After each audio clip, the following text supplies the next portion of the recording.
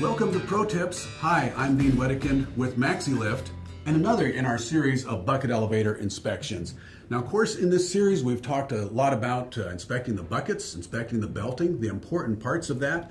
The backside of the belting is extremely important because it's what carries the static conductivity. But also, we need to check out that head pulley lagging. Now, generally what you're going to find in most bucket elevators is a slide style lagging like this, in which you've got the pads can be moved in and out, retainers stay in place on the pulley.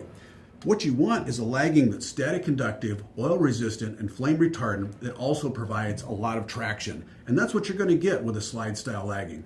This one here happens to be one that's preformed to the diameter of the pulley, but we also have slide style lagging that can be scored in the back so that it can be formed to whatever the diameter of the pulley is.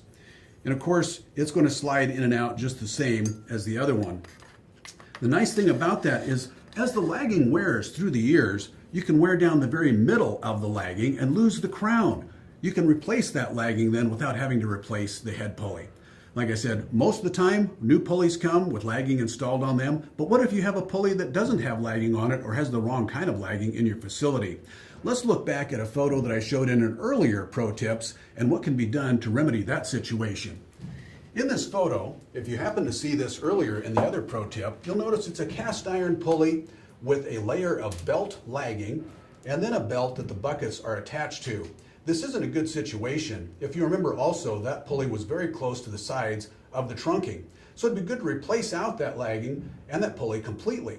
But if you had a different situation where you have a cast iron pulley, like I'm showing here in these next photos, you might not be able to or need to replace the pulley. In this case, you can use bolts to bolt on the retainers.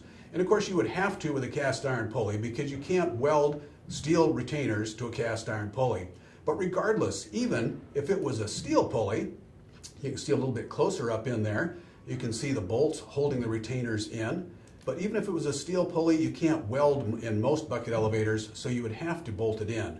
Now, the last photo there shows how the top of the bolts is holding the retainers into place, holds the pads in place. You can see that this lagging does have some buildup of material in there, but it's still working pretty good. Now, the important part of this is the inspection part. If you're not inspecting the bucket elevator from an area where you can see that lagging from up underneath, you're never going to know the true condition. You're just going to know the outside edges. I hope that you'll check out all of our Pro Tips videos on bucket elevator inspections. You can go to maxilift.com or you can see these on YouTube. Just search Maxi-Lift INC. I'm Dean Wedekind for Maxi-Lift and Pro Tips.